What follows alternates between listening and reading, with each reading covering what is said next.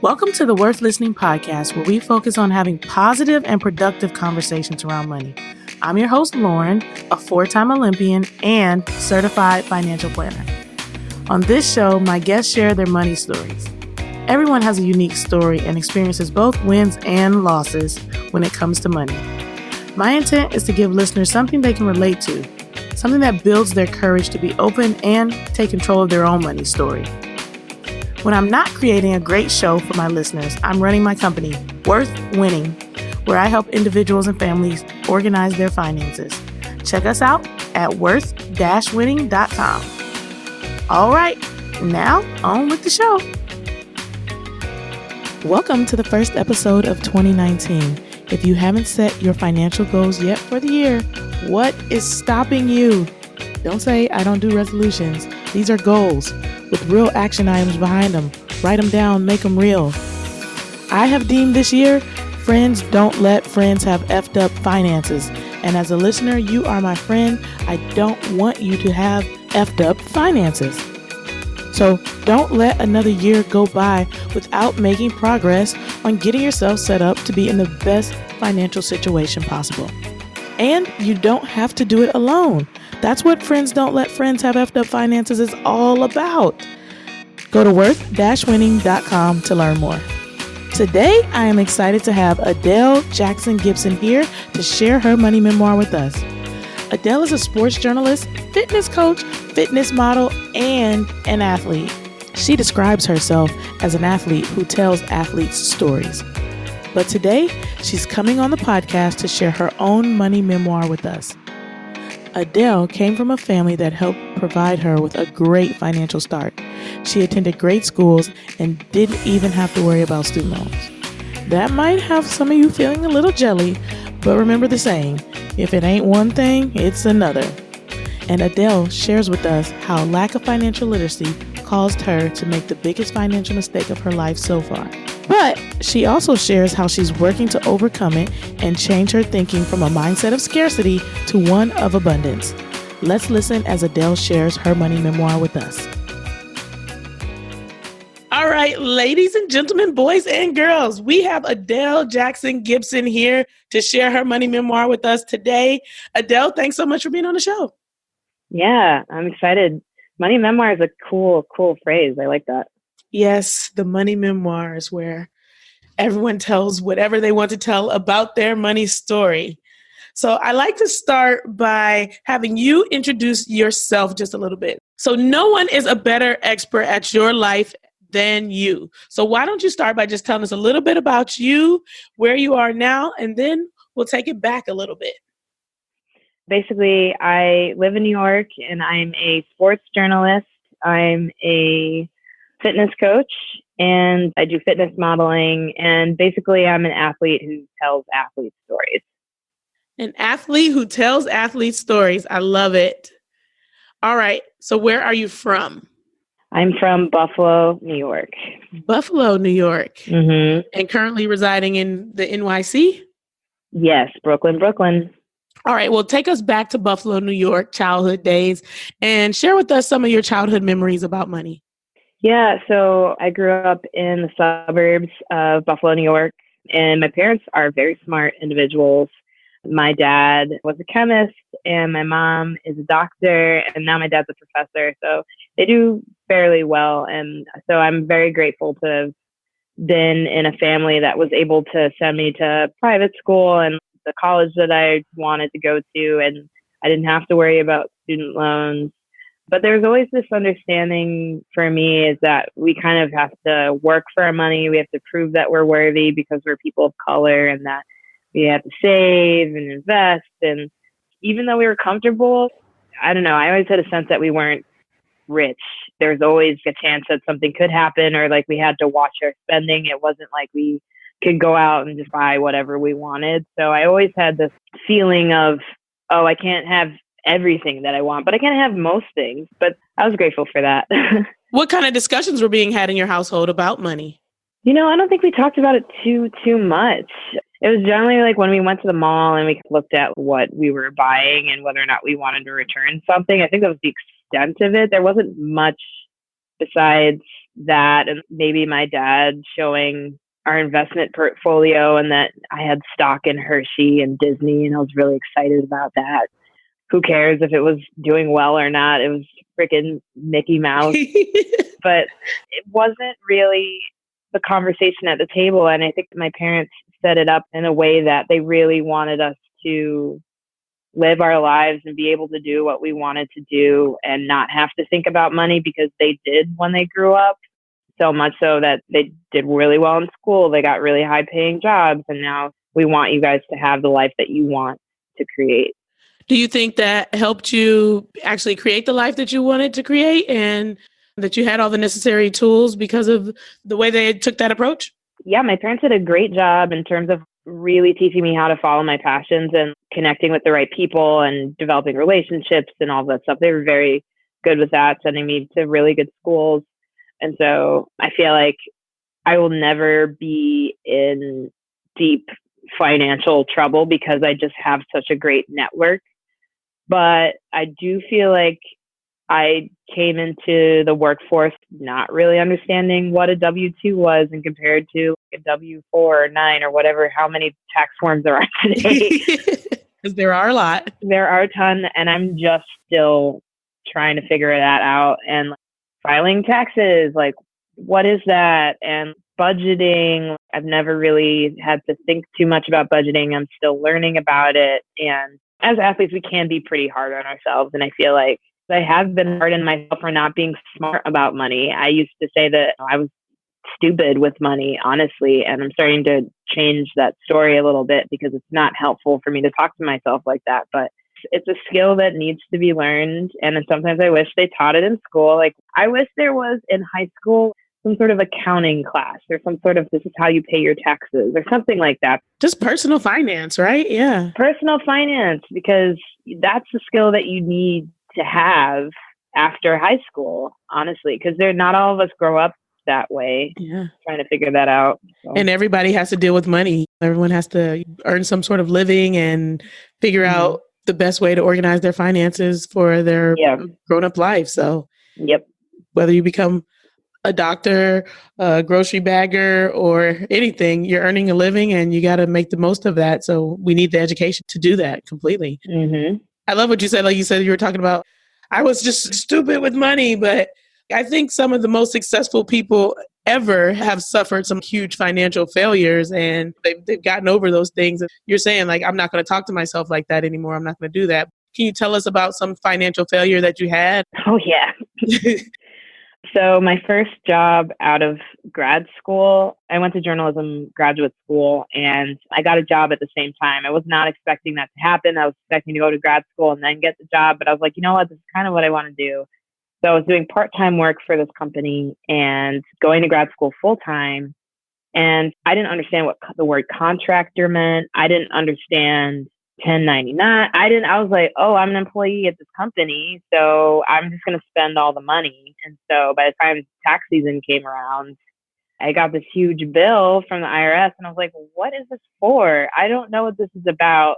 And then I realized I didn't save anything for taxes, nothing. And had to use credit card. My parents supported me a little bit, but I was just like, why didn't anyone tell me what this meant? Yeah. I just was so upset with myself and embarrassed. And can you imagine, you're having like a really good year, and then all of a sudden this bill comes and you're like, was I just being stupid? I wouldn't have changed anything that I did this past year. Like, I had a good time.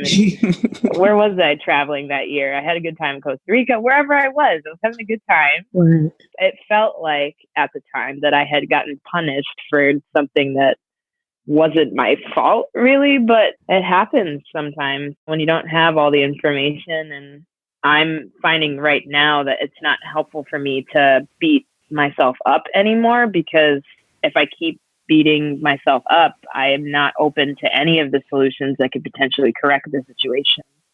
A couple of weeks ago, I just accepted the fact that that happened. And maybe something bad might happen later, but I'm going to recover from this. I'm going to learn from this, and it won't happen again. Right. So what would you say to someone who's recently made a money mistake and maybe is not sure what to do, or feeling sad or embarrassed? Yeah, it's interesting because we all come from different backgrounds and we all have different support systems. I don't want to make any blanket statements, but I think the way I think about money is kind of like an ebb and flow of energy now. And what I do understand about money is that it's a circulatory system. And so it's kind of, if you think about circulatory systems in your body, like blood, for example, like the cardiovascular system, it needs to have clear veins and arteries in order for things to move effectively. And so there's an ebb and a flow in that.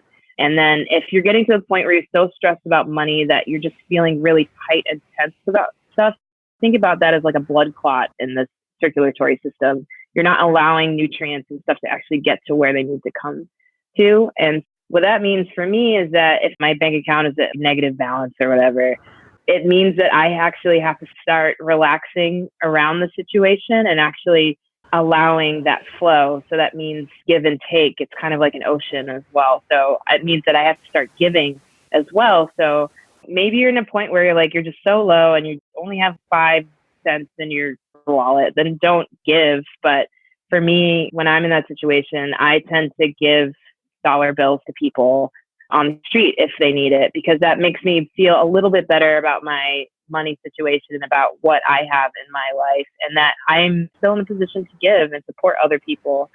And I know that energetically that would attract more money into my life, more support, and more people around me to help me in that situation. So I think in those situations, just learning to empower yourself with what you have and be grateful for what you have, so you could be open to seeing solutions, finding the right help. Because if you're beating yourself up or if you're feeling really down, give yourself that moment to feel super sad and angry and upset and frustrated. But if you stay there, you're just going to keep creating the same reality over and over again. Sounds like you're saying creating a mindset of abundance. So you talked about not having a lot of money and still deciding to give, and not having a lot of money usually leads people to a place of scarcity. I don't have enough, therefore I can't do anything for anyone else, or I can't do any of these other things, versus you sound like there's not a lot left, but I still have more than Joe on the corner. And by creating that giving energy, I know more is going to flow my direction. Is that how you've been approaching it? Yeah, it was not very concise, but I guess the way I would summarize it is that money is actually not a real thing. You look at a dollar bill, it's a piece of paper. We only agreed upon the fact that that has value. So what is it really? It's money is only real unless it's exchanged or unless there's some sort of agreement on it. That's why Bitcoin works. That's why all these internet currencies work. It's because we agreed upon it. And so if you have some sort of blockage around that exchange, that sort of agreement or give and take, then it's going to be hard for you to receive anything. And the image that I like to paint it with is if you take your fist, right, and it's all clenched and stuff, if the universe is giving you stuff, you are not open to receive anything unless you actually relax around it and allow stuff to come to you. Of course, doing what you do, whatever is your job or whatever. But I feel like the scarcity mentality tenses you up to the point where you can't receive good, even if it's been knocking on your door forever. Cool. All right. Tell us one thing that you least expected about being a financial grown-up. It sounds like that tax thing was a little bit real for you. Is there anything else that you didn't expect about being a financial grown-up? Right now, it's really around the taxes and now just saving and realizing, especially as a freelancer, how much more I have to ask for as a business owner, asking for the price that I want and the pay that I want, and knowing that I'm worthy of it and expecting that there are people that are going to pay for that. I think I grew up being more of an employee mentality, which there's nothing wrong with that, and expecting a salary. And as a woman growing up in a culture where tend to not negotiate as much for pay raises and stuff like that. But right now, what I'm really learning and what I'm really embracing is knowing that I'm worthy of X amount of dollars. If that's not good with you, fine, totally okay. There's someone else out there who needs my services and is going to pay the price for a good exchange, not pay the price in a negative way. That's not bad. Awesome. All right. Can you give our listeners one financial hack that's working well for you? immediately when I get paid, I send it directly to the account that is needed for me to pay my taxes. So I have a separate account to pay the IRS later on. So I do it immediately. Gotcha. All right. Now we're heading into our lightning round. I like to call this the final sprint. So here's some rapid fire questions. Let's see how you do.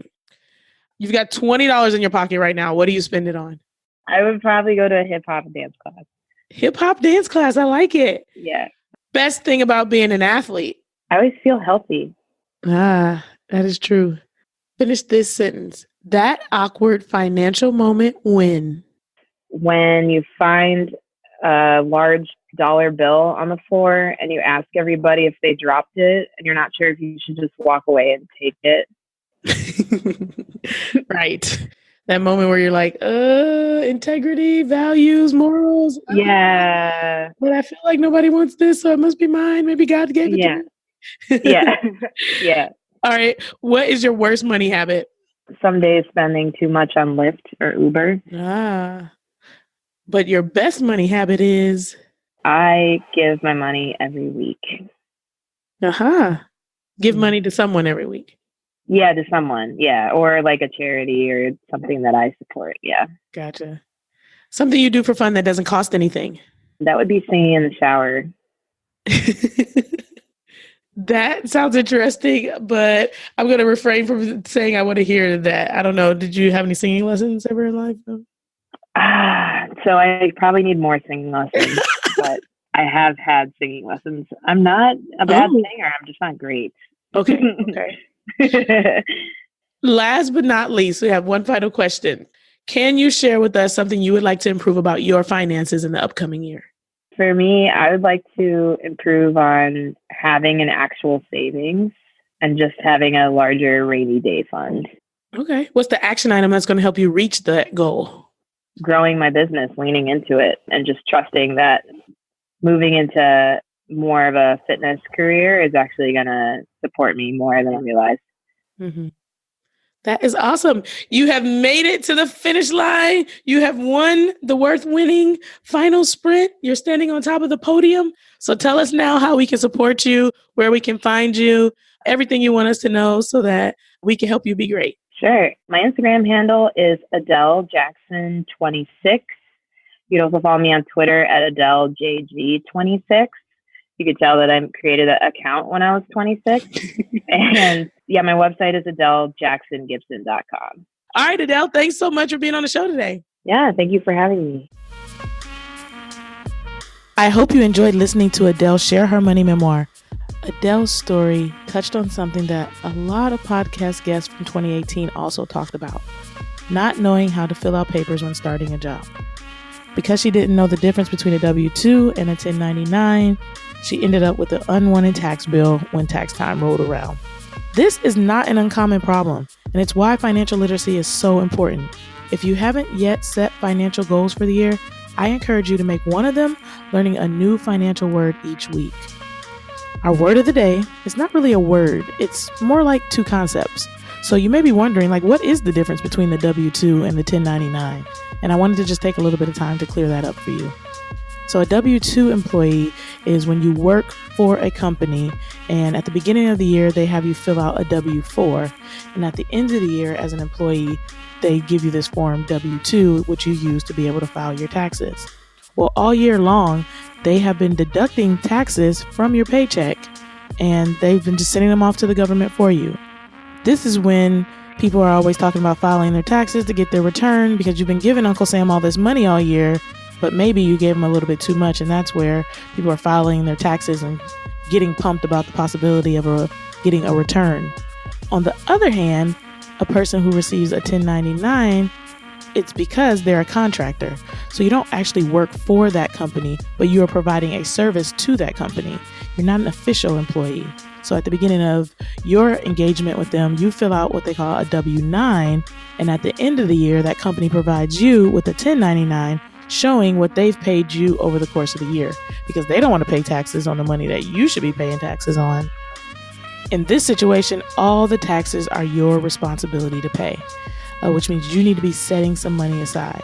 Now, W-2 or 1099, one is not better than the other. You just need to know which one applies to you so that you can plan accordingly. Because if you're not making those estimated tax payments throughout the year as a 1099, you're going to get hit with an unexpected tax bill, and you might not have set anything aside for that. So it's important that you know the difference so that you can budget your finances accordingly. Thank you for tuning in today. We hope you found this episode worth listening to. If you have financial questions, suggestions for guests, or would like to share your own money memoir, please contact us through our website, worth-listening.com.